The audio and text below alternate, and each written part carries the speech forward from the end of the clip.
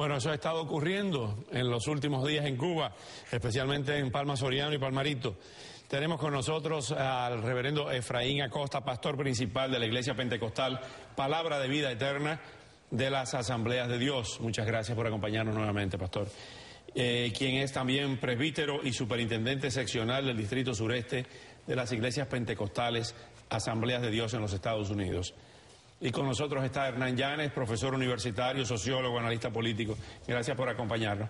Vamos a ver otra de las protestas para ir en esta parte introductoria llevándonos a lo que está ocurriendo.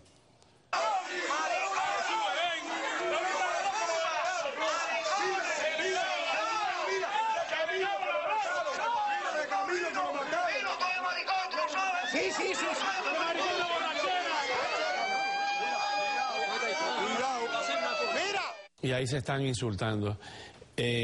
Vamos a comenzar con Hernán Llanes sobre esta parte política para entonces caer en lo que está ocurriendo en esta iglesia pentecostal Asamblea de Dios en Centro Habana con los pastores Herrera, tanto el padre como el hijo, William el hijo, con quien hemos conversado, como ya les hemos dicho, en otras oportunidades, pero estas declaraciones que aparecen en una publicación oficial del gobierno cubano, estas declaraciones de William Herrera, que realmente vamos a citar a lo largo de esta conversación con el pastor Efraín Acosta, son realmente preocupantes. Además, tenemos entendido que el reverendo Acosta trae informaciones nuevas sobre lo que han estado ocurriendo con los instrumentos y las propiedades en la iglesia. Pero Hernán Llanes, esto va creciendo aparentemente. ¿Cuán peligroso es lo que está ocurriendo en Palma Soriano? Puede en cualquier momento ocurrir un estallido definitivamente, un estallido social que perdure. Hay que decir que en el caso de Palma Soriano, como otros territorios de las provincias orientales, no se trata solo de un grupo de activistas que crece, sino que la población los está apoyando. Si se sabe que hay un rechazo al discurso oficial, que hay cada vez más apoyo, aunque este se exprese de forma indirecta, pasiva, pero esta es una solidaridad que están sintiendo esos activistas. Ahora, casi siempre estamos hablando del grado de represión que ha aumentado mucho. Por ejemplo, entre los últimos 3 días, ha habido alrededor de 90 arrestos en Villa Clara, en Pinar del Río. Ayer, cuando se trató de hacer la marcha, se llevaron alrededor de 20 personas presas. Y luego, hoy hubo un acto de repudio muy fuerte, además detuvieron personas nuevamente. Lo mismo se reportaba de Holguín, y además con golpeaduras a las mujeres. Pero hay que agregar un detalle que es muy importante desde el punto de vista de lo que es el lado de la calidad, y es la incorporación de nuevos activistas. Es decir, hasta ahora conocemos una cantidad de nombres que se han estado repitiendo en los últimos años y que son muy importantes en estas coaliciones, en todo en lo que se ha estado pues creando como organizaciones que aglutinan a tantos activistas de todo el país, Alianza Democrática Oriental, la Coalición del Centro, en Pinar del Río también la Alianza Democrática, otras organizaciones, pero lo importante es que hay nuevas figuras, hay nuevas personas y hay muchas mujeres. Yo quisiera incluso llamar la atención sobre el hecho de la cantidad de mujeres que sienten la necesidad de salir a este activismo político, a estas formas de protesta pacífica, que tienen hijos, que los tienen que dejar también en sus casas. Y por cierto, que hay algunos abusos alrededor de este tipo de problemas. Vamos a ver otros videos que nos han seguido llegando durante todo el fin de semana.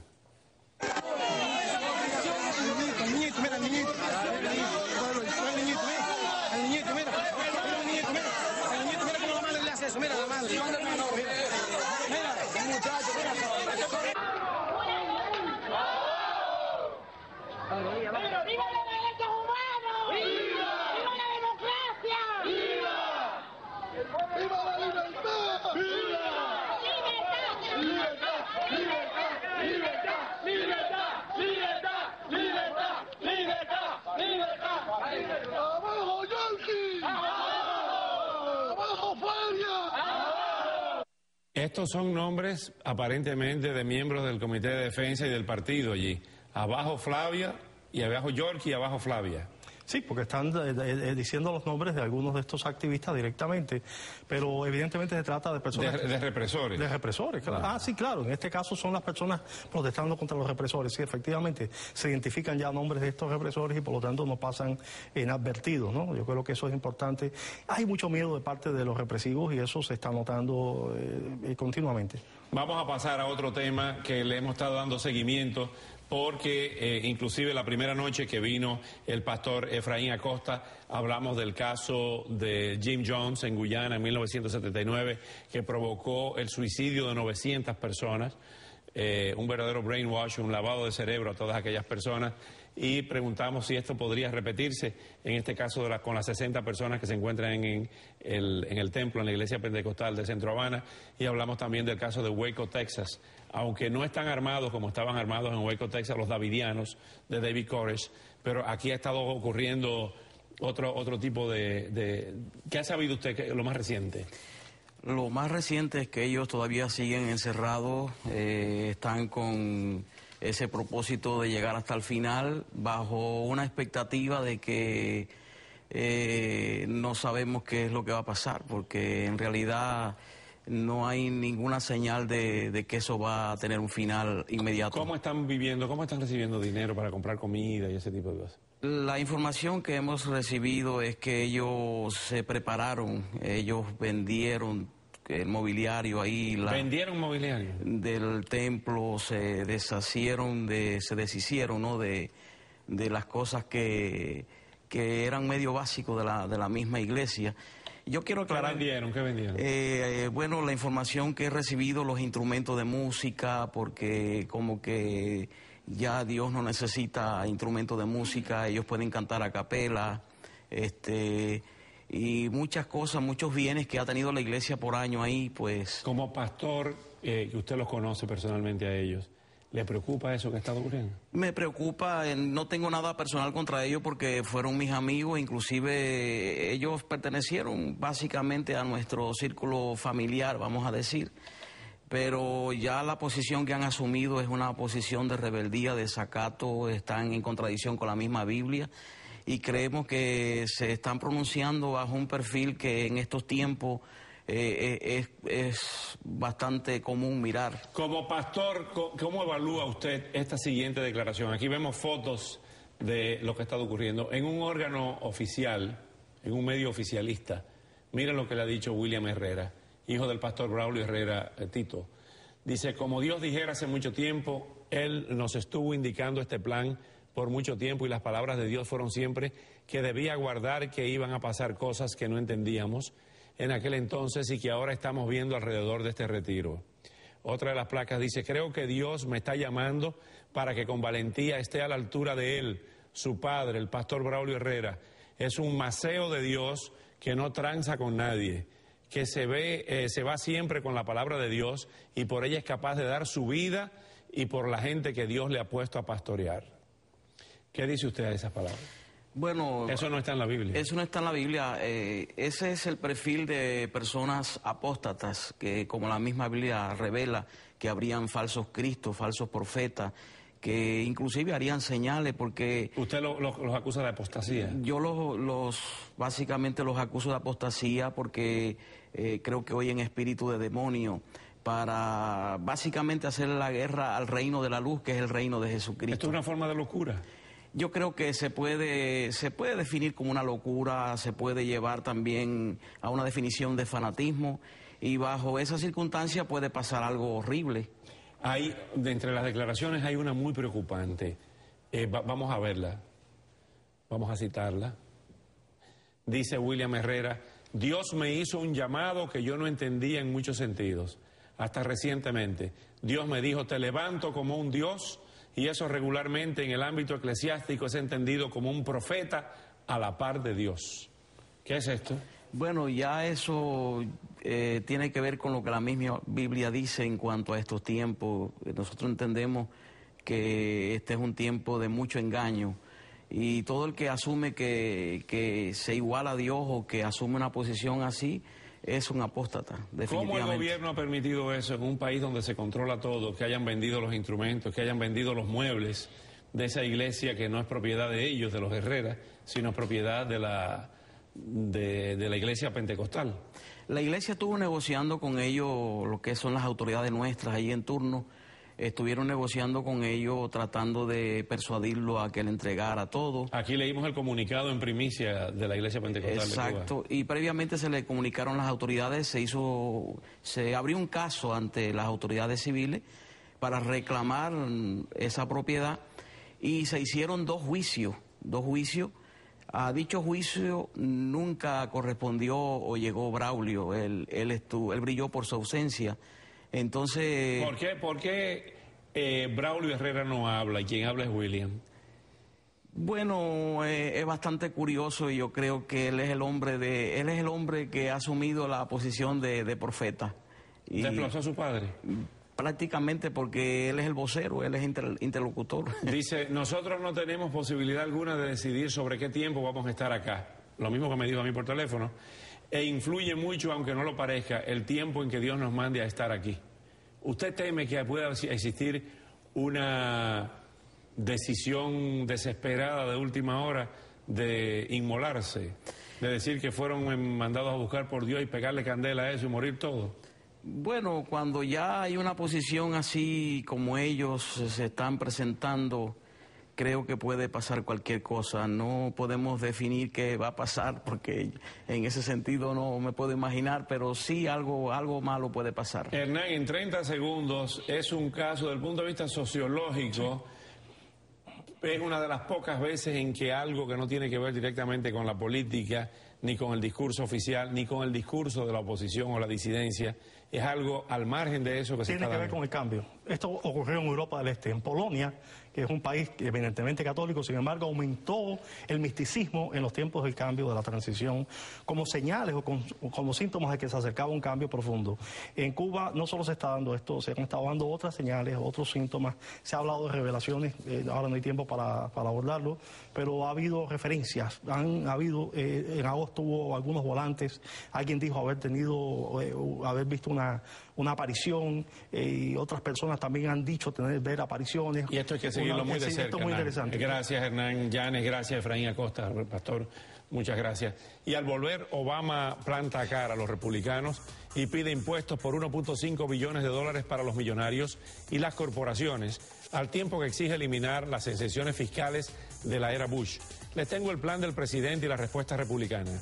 Los dejo ahora con las impactantes imágenes del momento en que un avión de exhibición cae sobre un público en Reno, Nevada, con un saldo de 9 muertos y más de 50 heridos.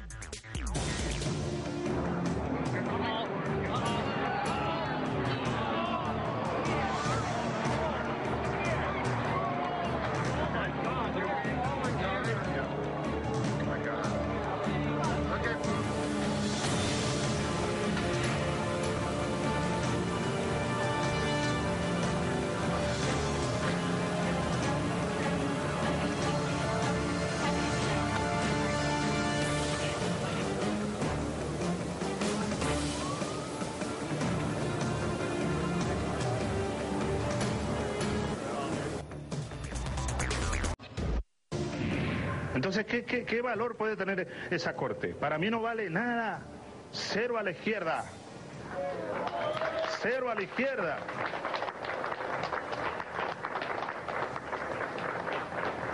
Mira, ve. 3 veces te lo hago. Corte. ¿Ve? ¿Qué corte ni qué corte? Un corte de cabello vale más que esa corte. El corte de mi cabello vale más que esa corte. Refiriéndose al fallo de la Corte Interamericana de Derechos Humanos que ordenó o pidió que se retiraran los cargos contra Leopoldo López y sea rehabilitado como aspirante a la presidencia, que pueda participar como candidato a la presidencia de la República de Venezuela. Tenemos con nosotros en nuestros estudios a Horacio Medina, ex gerente de convenios operativos de PDVSA, ex presidente del sindicato UNAPTROL, y nos vamos vía telefónica a Caracas con Leopoldo López, a quien, como ya dijimos, tuvimos aquí en estos estudios hace algunas semanas, cuando pasó por Miami, aspirante a la presidencia, precandidato a la presidencia de Venezuela. Leopoldo López, muchas gracias por acompañarnos nuevamente, esta vez por vía telefónica.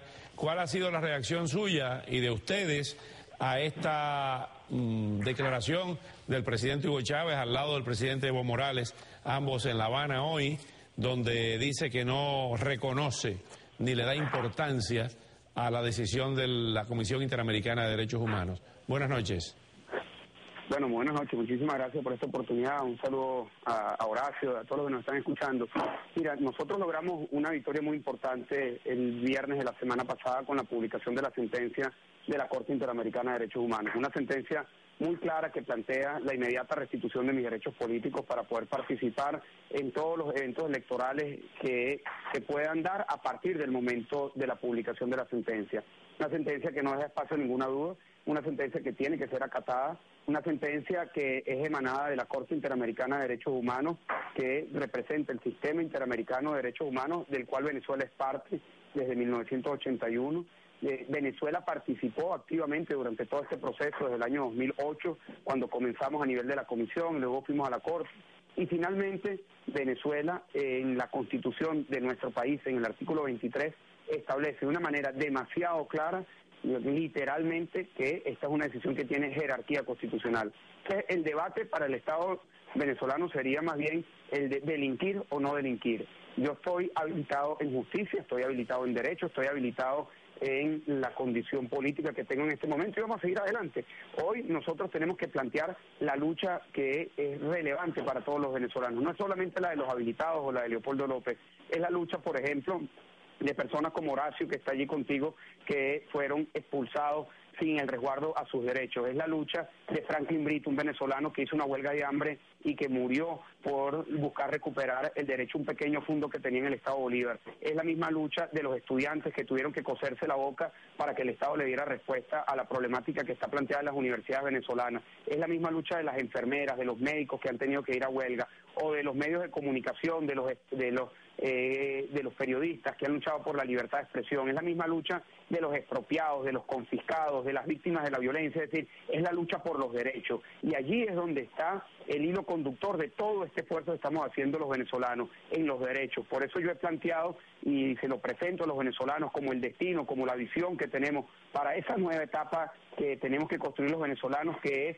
todos los derechos para todas las personas. Sí, una frase sencilla, pero muy poderosa. Todos los derechos para todas las personas nos plantea la Venezuela que tenemos que construir. Una Venezuela en donde seamos iguales en derecho, en donde el Estado no discrimine, en donde el Estado no excluya y en donde también, esto es muy importante, los ciudadanos, cada uno de nosotros asuma nuestra condición de combatientes en la conquista de nuestros derechos. Esa es la Venezuela con la que yo sueño y esa es la Venezuela por la que vamos a trabajar y nada ni nadie nos va a detener en ese esfuerzo. Ahora bien, la decisión de la Corte Interamericana de Derechos Humanos no es vinculante. ¿Cómo se resuelve el dilema de una decisión de la Corte Interamericana de Derechos Humanos ante la actitud del presidente Chávez de abierto desconocimiento y de burla a esa decisión? Bueno, es decir, eso no significa que no sea vinculante. Es vinculante la decisión. La decisión es tan vinculante que el artículo 23 de nuestra Constitución le da jerarquía constitucional, que el artículo 31 de la Constitución establece que todo venezolano tiene derecho a ir a la Corte Interamericana de Derechos Humanos. Tan vinculante que el artículo 31 también plantea que el Estado está en la obligación de garantizar el cumplimiento de las decisiones emanadas por la Corte Interamericana. Es decir, es absolutamente vinculante. Que el Estado venezolano se esté planteando en este momento acatar o no, es plantearse si va a delinquir o no delinquir, si va a cometer un delito o va a entrar en el camino de la legalidad y la justicia.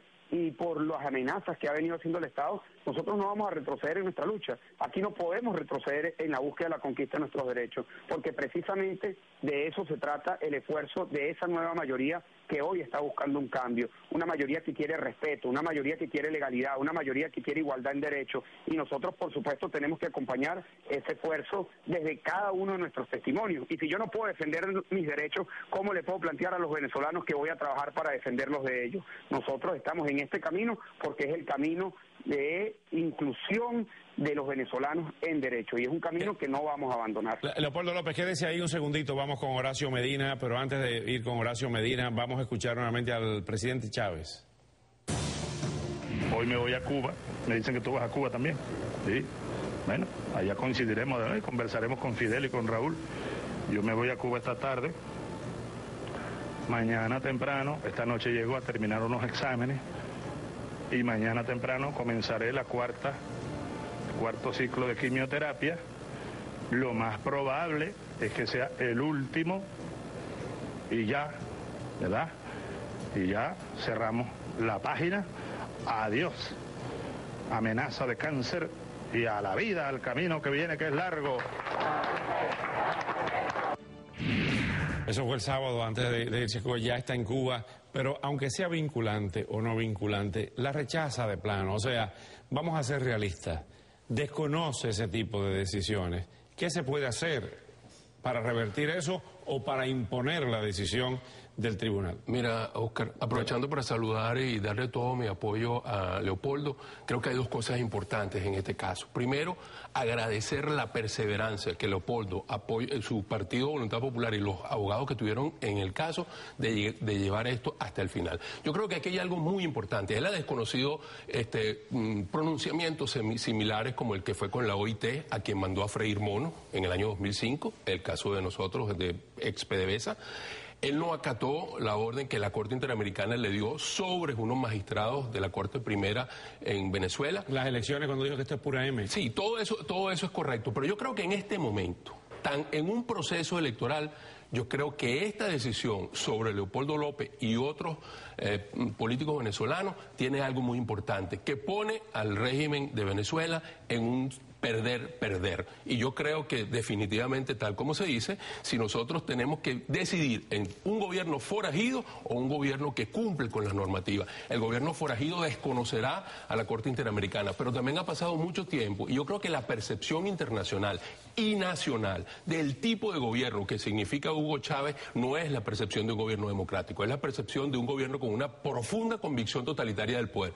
Y una decisión de entonces no es un matadero electoral ir con esa vocación totalitaria del poder a unas elecciones. No lo es, porque precisamente mientras más vayamos, con más fuerza vayamos, más adelante impulsemos el único instrumento que nosotros tenemos en este momento en nuestras manos. No creo que la única salida que exista en el país es la electoral, pero es el instrumento que nos garantiza una salida democrática y en paz. Y yo creo que eso es lo que hay que impulsar. Eso es lo que dijo Adán Chávez, que no solamente la vía electoral. ¿Coinciden ustedes en eso? No, yo lo que creo es que al final de cuentas la violencia la va a poner el gobierno si la quiere poner. Una vez más, un gobierno que opta en este momento en declararse forajido o entrar en el camino en el camino democrático. Yo creo, al final de cuentas, que es una decisión perder, porque perderá fuerza si la acepta desde el punto de vista de lo que significa un oponente importante y si no la acepta, no la acata, pues obviamente también se desenmascarará una vez más. Llega a Caracas en los próximos días Mahmoud Ahmadinejad. ¿Cómo se sienten ustedes los venezolanos y a qué va Ahmadinejad a Caracas? Bueno, a lo que van todos, pues a buscar negociaciones, a buscar sus cheques, porque definitivamente Venezuela se maneja como una hacienda donde el gran mayoral es Hugo Chávez. Los recursos de Venezuela, en el Fonden se perdieron $70.000 millones y nadie sabe dónde están. ¿70.000 millones? Sí, ¿qué han hecho con $70.000 millones? Nadie sabe qué se ha hecho en el país. Obviamente no se ha hecho nada en el país, se ha hecho mucho afuera, en diferentes países, que son de la correspondencia y del total rendimiento para el proyecto político, ideológico y forajido que está organizándose desde Venezuela. Horacio Medina, muchas gracias. Gracias a Leopoldo López desde Caracas. Y al volver, a días de que los palestinos pidan en las Naciones Unidas ser reconocidos como un Estado independiente,